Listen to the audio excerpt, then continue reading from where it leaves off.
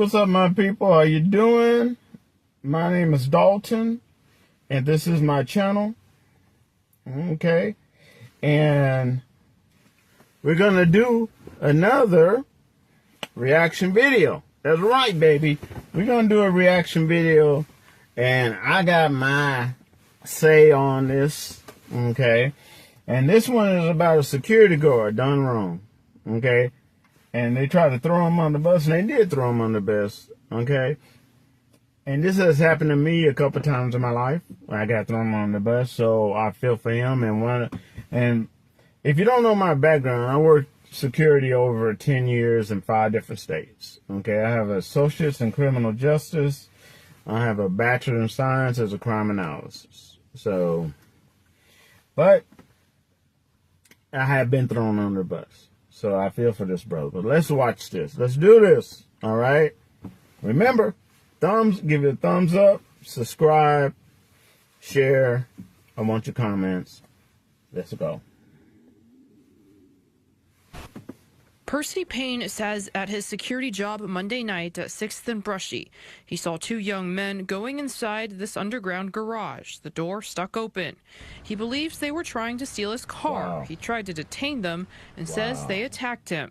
Payne had to call 911 twice for an officer to respond. During Fox 7's interview earlier this week, his supervisor walked up and told him there's a policy against doing interviews in uniform. Things escalated with Payne deciding to quit. Oh, that's cold. Take your uniform off? Yes, ma'am. Yes, ma'am. But they kept arguing. You touched him. Is it my fault? I would say yes, every bit of it is your fault. Payne, speaking to us Friday, talks about the attention he's gotten. It was overwhelming, but I really do appreciate all the positive energy and everything that's been happening. When asked if he was worried about what came next after he quit, In a way I was, but I still had to think positive. I got a whole kid with me, so I got to think positive. So if he see me worrying, he gonna worry. and after thinking he had to job search, I woke up the next morning, was about to really get on Indeed and just start scrolling, because I know I've been looking in the medical field and a lot of stuff, but something keeps drawing me back to security. that's where Michael Cargill came in, seeing our story on social media. He deserved better. That was just insane, the fact that he Yes. was in that predicament in the first place, and the fact that his supervisor was blaming him, his company was blaming him as the person that was in the wrong. He made the decision to hire him just like that. No, That is the though. first time me hiring someone, not knowing anything about that person, not knowing anything about their background, but the fact that he's a level 2 security officer, that tells me he has a good background. So, hey, I'm confident he's going to be an outstanding person. Payne will be starting his new job Monday. He's level 2 security, unarmed. I'll make him a level 3, an armed security guard. I'll give him the training. Blessing. You know, I'm like, yeah, this is a blessing, so I'm going to take this. This is an opportunity. It's a doorway. I'm going to take it. It can lead anywhere.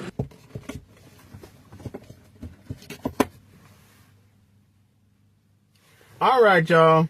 Let's talk. It's one of the reasons I got out of security. I started getting burnt out after way over 10 years. Security used to be a lower level aspect, and it is in some cases, some places, you got armed security. Most places you're going to have unarmed, armed, and then you even have level 4, but you can be a bodyguard.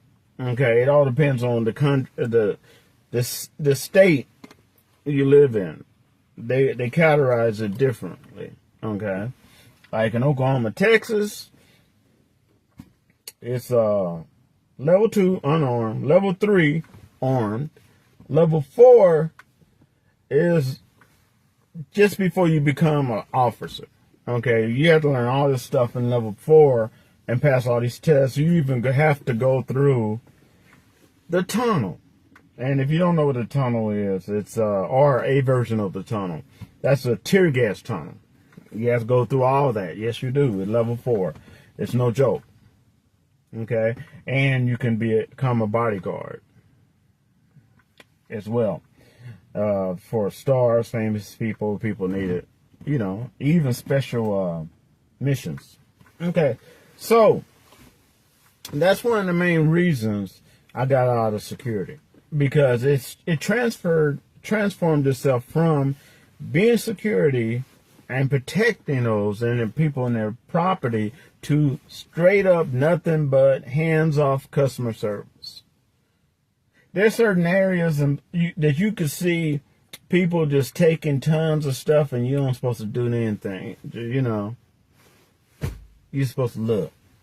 It has not, and a lot of young people don't understand, it has not always been that way. Okay? It has not always been that way. And that's one reason I got burnt out with security, because I was like, and I saw it, how it did form itself from actually being pseudo, I wouldn't even say pseudo, it's like a form of law enforcement. You know, you were not police officers, but it was a form of law enforcement. You did have jurisdiction over your area that you were private security on, okay, and you had the right to do what they asked you to do. Then it slowly turned into, that's why a lot of even the young people don't take it seriously, because it turned into customer service, glorified customer service. Okay, you just sit there, and you would never have seen, and nothing against women working security, that's fine.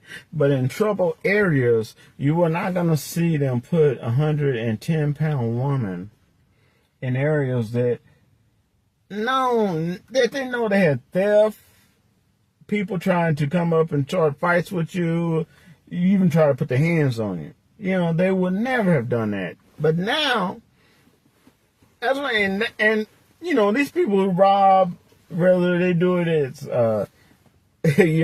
as a group or just two people, one keeping them people's attention away while the other one robs.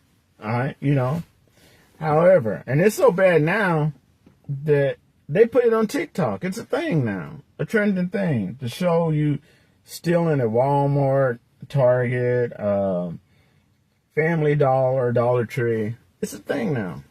TikTok. Or even eating free food at those places like that. And and people are, giving them thumbs up and stuff for that. So, I mean, back in the day, you hire security for a reason. So, and it was cold how I got thrown on the bus. I believe twice, I remember. But this one, when I lived in Texas, I was working in Texas, and I had to, I took care of it, and I found out a really bad situation which they fixed. And I reported it, and they pat me on the back and everything. And I had to leave the company for a little bit. I forgot I think it was like a medical. And then I came back, and they said, "Oh, we got you on no hire. We can't rehire you." And something happened on the site, Texas Instruments. Yeah, something happened on that site, and they were they threw me under the bus, saying it was my fault. When I didn't even work that day. So they will do that. And I know I talked to this one brother one time, and I made a video about that where he was armed. And he was working at this Radio Shack back in the day when we had Radio Shack.